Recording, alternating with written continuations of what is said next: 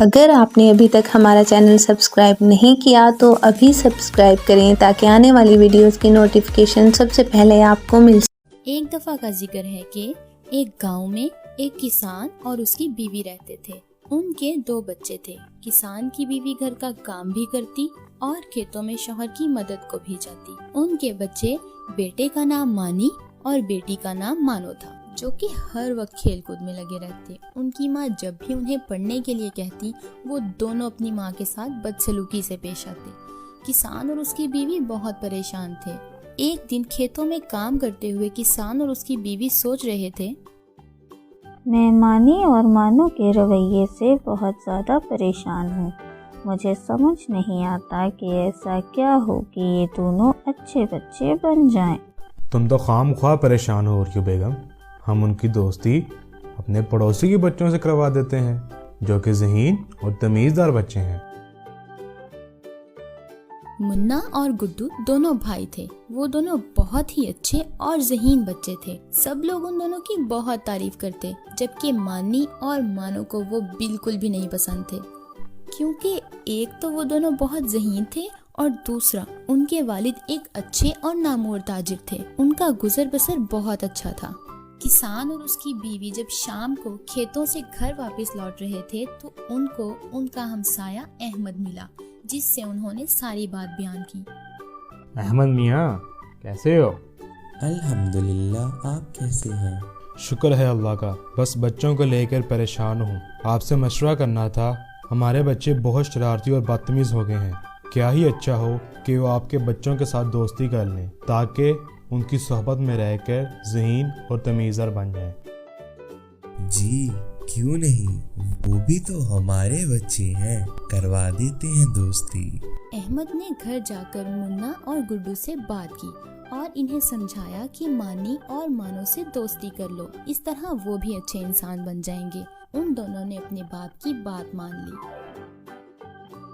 अगले ही दिन जब मानी और मानो बाहर खेल रहे थे तो मुन्ना और गुड्डू भी उनके पास आ गए और उन्होंने उनसे कहा, क्या हम भी तुम्हारे साथ खेल सकते हैं? इस बात से मानी और मुन्ना फौरन राजी हो गए, क्योंकि वो जानते थे कि मुन्ना और गुड्डू के पास बहुत अच्छे खिलौने हैं। हाँ, क्यों नहीं, हम दोस्ती तो हैं, हम एक साथ खेल सकते हैं। लेकिन अंदर ही अंदर मानी और मानो जलन से आग बगोला हो रहे थे, क्योंकि उन्हें पता था कि मुन्ना और गुड्डू के पास उनसे भी अच्छे खिलौने हैं। तुम दोनों भी तो अपने खिलौने ला, हमें भी उनके साथ खेलना है। खेल के दौरान मानी और मानो ने मुन्ना और गुड्डू के बहुत से खिलौने तोड़ दिए।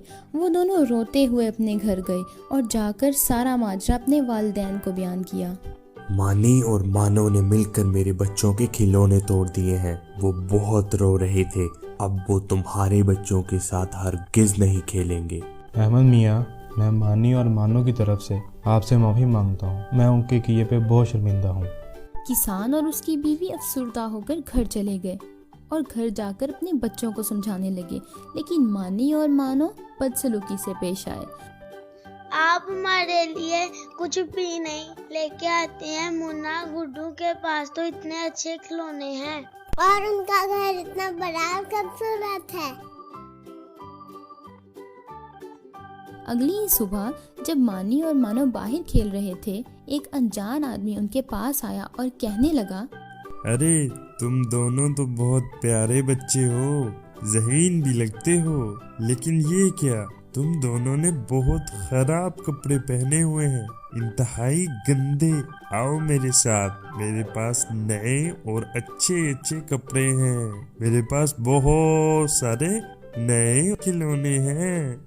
मानो और मानी उस अनजान आदमी के साथ चले गए। वो इन्हें बहुत पुराने और गंदे से घर में ले गया, जहाँ ले जाकर उसने उन दोनों को कैद कर लिया और उनसे घर के सारे काम करवाता। मानी और मानो बहुत रोते थे और दुआ करते थे, एक बार हम अपने घर चले जाएं, हम अपने माँ बाप का एहतराम करेंगे, हम उनकी हर बात मानेंगे। लेकिन अब वो इस अनजान आदमी की कैद से नहीं भाग सकते थे।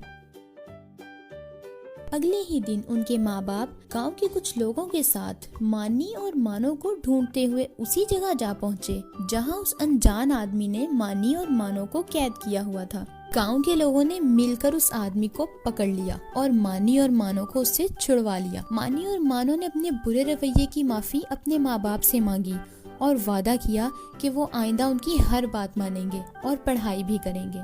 उनके वालिदैन ने भी उन्हें माफ कर दिया। अगर आपने अभी तक हमारा चैनल सब्सक्राइब नहीं किया तो अभी सब्सक्राइब करें ताकि आने वाली वीडियोस की नोटिफिकेशन सबसे पहले आपको मिल